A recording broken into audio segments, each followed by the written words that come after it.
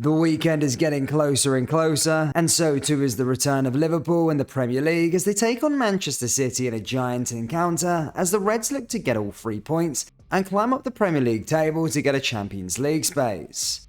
In today's video, we'll discuss why Liverpool could be hitting a £247 million jackpot after the LeBron James plan has been revealed, whilst also going over all the latest Liverpool news from the last 24 hours. There is so much to cover in today's video.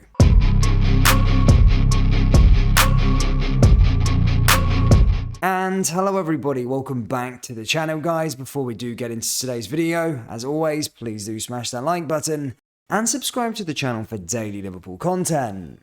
The Premier League have unveiled their 15-man shortlist for the next inductions into their Hall of Fame, including 2 former Liverpool players. There are already 16 players in the Premier League's Hall of Fame, while this week Sir Alex Ferguson and Arsene Wenger became the first managers to be honoured.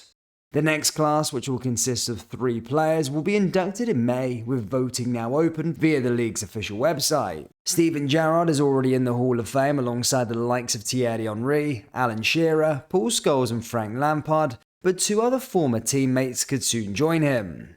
Robbie Fowler and Michael Owen are on the latest 15-man shortlist as confirmed by the Premier League on Thursday.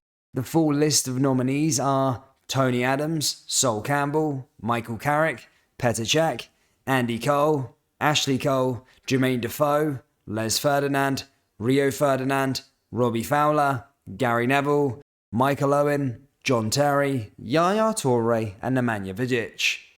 The majority of the list of nominees are English, bar Petr Cech, Yaya Toure and Nemanja Vidic, and both Fowler and Owen remain among the Premier League's all-time top goal scorers. Fowler scored 163 times in 379 top-flight appearances, including 128 in 266 games for Liverpool, and was 4th in the overall rankings when he played his final game in 2008. Owen, meanwhile, scored 150 goals in 326 games, though his reputation on Merseyside took a major hit upon his departure to Real Madrid and then a subsequent move to Manchester United. A 29-man Liverpool squad trained on Thursday ahead of the weekend's trip to Manchester City, with Luis Diaz leading a 4-strong group of returnees. The Reds have not been in action since the 1-0 loss to Real Madrid on March the 15th, but resumed the campaign in a 12:30 PM kickoff this Saturday. Manchester City are a tough test upon the return to play, but Jurgen Klopp will be steeling his side for an all-out assault on the top 4 between now and the end of May.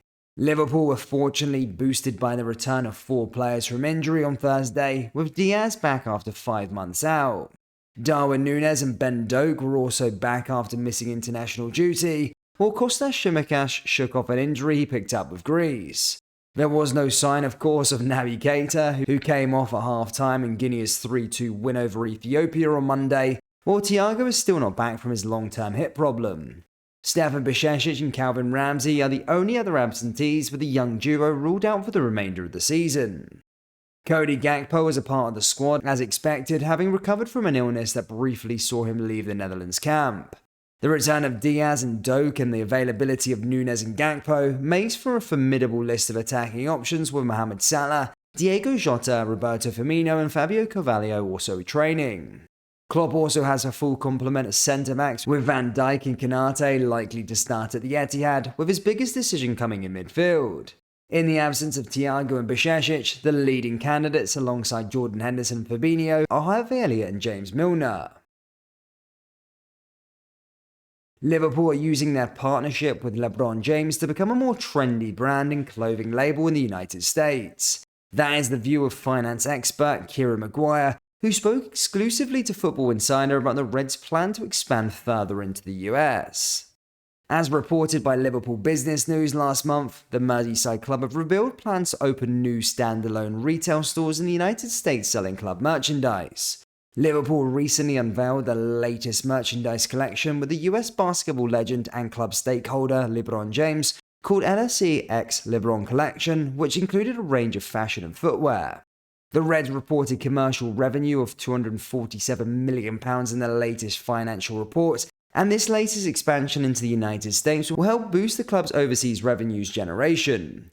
Maguire believes Liverpool will be targeting impulse buyers in the United States. He said Liverpool's decision to open up more stores in the US reflects its growing presence of the club and football in the United States. Also, because of the partnership with the likes of LeBron James, football is moving into leisure wear as well as sportswear.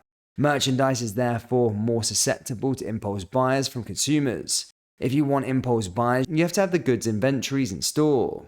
This is a part of a much broader strategy to make Liverpool a much more desirable and trendy brand and label for consumers. This is a similar situation to Paris Saint-Germain and Michael Jordan collaboration, which has gone down really well, and nowadays you're seeing everyone and anyone wearing PSG merchandise, even with no affiliation to the club, just merely because it looks good. Personally, if Liverpool can pull this off and recreate the PSG model with LeBron James, it could be very lucrative and could bring in the club a lot of money. Though his work initially started back in December, new club doctor Jonathan Power has now begun day-to-day work with Liverpool. The sudden departure of Dr. Jim Moxon on the eve of the Premier League campaign left those within the club with a difficult job in finding a replacement. Sports physician Sarah Lindsay and the head of Academy Medical Belvin McCartan immediately filled the void and have travelled with the first team for match days, but in November it was widely reported that Power would join Liverpool as Moxon's successor, arriving for the mid-season training camp in Dubai before officially beginning his role in early 2023. Lindsay and McCartan have remained on the hand during games, which led to assumptions that Power had in fact not yet started at the club.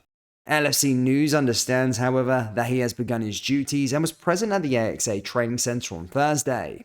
Power will work alongside the club's existing medical staff, including Lindsay and McCartan, as well as a head of recovery and performance Dr. Andreas Schlummenberger's team. Schlummenberger is supported by head of physiotherapy Lee Nobles, with physio Chris Morgan, Steve Lilly and Joe Lewis beneath them.